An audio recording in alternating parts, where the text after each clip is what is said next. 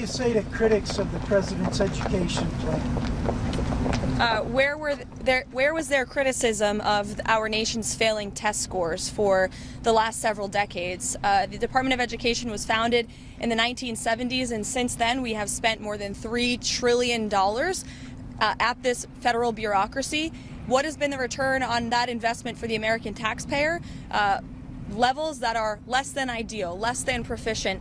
Our children's test scores are incredibly concerning when it comes to reading rates, literacy rates, math, and science test scores. The numbers prove that, and this president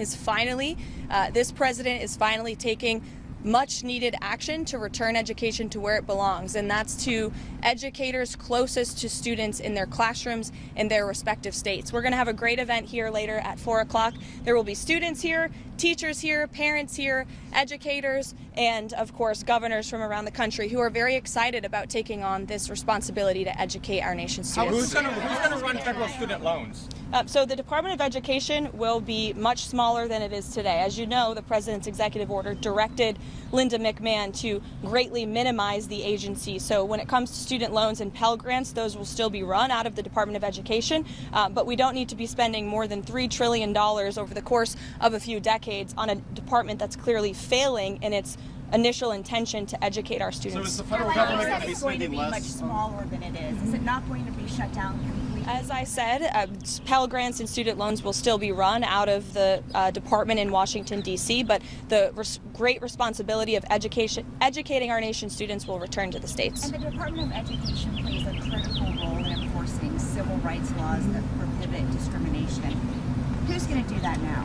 Any critical functions of the department, such as that, will remain. But again, we're greatly reducing the scale and the size of this department. What about federal Title I funding and special education funding? Is that still good? Same answer. Yes. Thanks, Caroline. On the Federal Reserve, the president criticized the rate decision yesterday.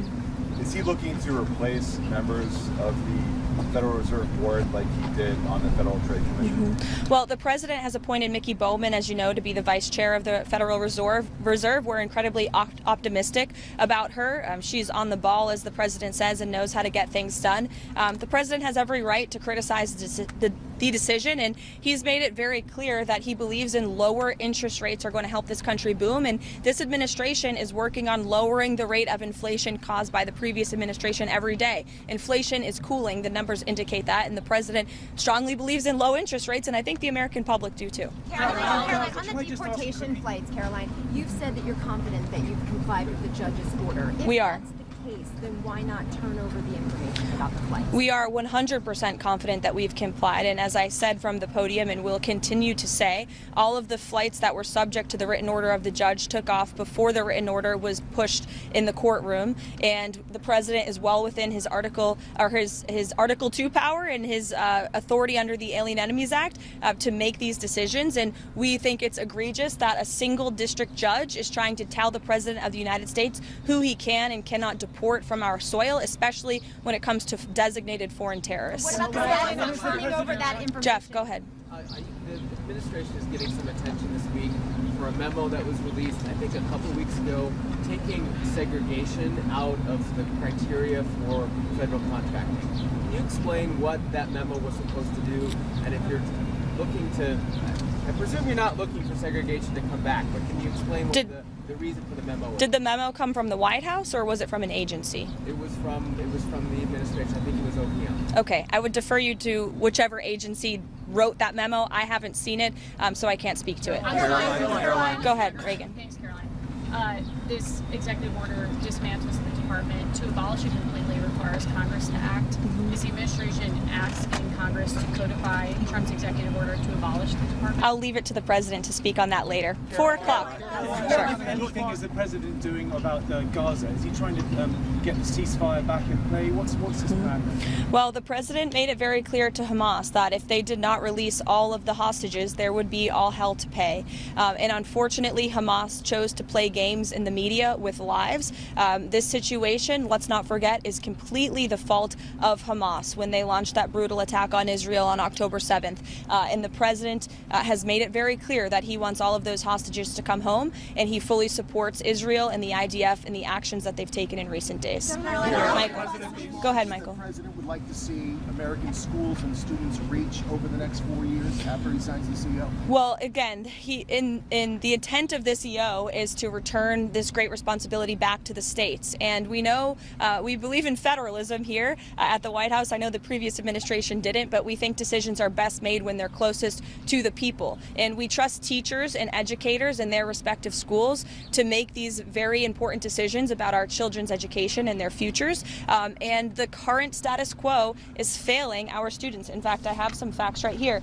13-year-olds' mathematics scores are the lowest they have been in decades. 13-year-olds' reading scores are the lowest since testing began over 30 years ago. Low-performing students are falling further behind. One city, Baltimore, Maryland, in 2023, high schools had 0 students who tested proficient in mathematics. As a mother myself, I know I share the concern of many parents across the country. We want our children to be bright and smart and ahead of the game. This is also, I would say, a national security issue. When you look at how students around the world, particularly in China, are being educated, American students are falling behind. We're not keeping up with our allies or our adversaries, and that's a major problem for our country. And the president is fixing it today. We're less than 2 weeks away now from the August 2nd big tariff deadline. Has the president spoken with his Canadian counterpart, the new Prime Minister? Not to my knowledge, I don't believe he has, but I can check in with the president and get you a firm answer on that. But my understanding is they haven't spoken, and the president has been very clear about his intention for April 2nd. It's going to be a big day for our country. I would encourage all of you to be here to cover the White House that day on April 2nd because there will be big announcements when it comes to reciprocal trade. And the president will be highlighting the unfair trade practices, the ways in which America has been ripped off by every country around the world, quite frankly. And there will be big tariffs that will be going into effect, and the president will be announcing those himself. The European Union had a decision yesterday against Apple and Google. Are you familiar with that? And is there anything the president, is that a response to the April 2nd tariffs? I think we've seen a lot of movement actually around the world of countries who are lessening their tariffs. I know the EU also paused their alleged tariff on whiskey. And so I think you're seeing countries are taking the president seriously. They understand that he is going to do what's right for American workers and families. And so the president and his team are in constant communication with our EU counterparts, but also our counterparts around the world. You listed off some of the failures over the last 30 years from the Department of Education. So for critics, what has been the ROI on $3 trillion going to a failing education system? It's a great question. Nothing. And that's exactly why the president is signing the order later today. Yeah, with the executive order today, is it also the goal to eventually be spending less in federal dollars on education? Of course. It's our goal to reduce the size and scale of this government across every agency, which is why you've seen very strong and quick actions taken to reduce the amount of money that federal taxpayers are paying on a system that is failing them and their families. But does that mean like eventually downsizing some of the programs that are run out of the education department currently? It means stopping the wasteful spending, and as I said, critical programs will be protected. So Karoline, given that, we have this noon deadline looming for this DC judge for the DOJ to turn over these documents when it comes to the time logs of these deportation flights. Is the administration going to turn over that information, the exact time logs, the information that the DC court is asking for? I won't get ahead of our lawyers, but you'll hear from them in court. And a follow-up question. The Commerce Secretary yesterday said that Tesla stock is something that Americans should be buying. Is that the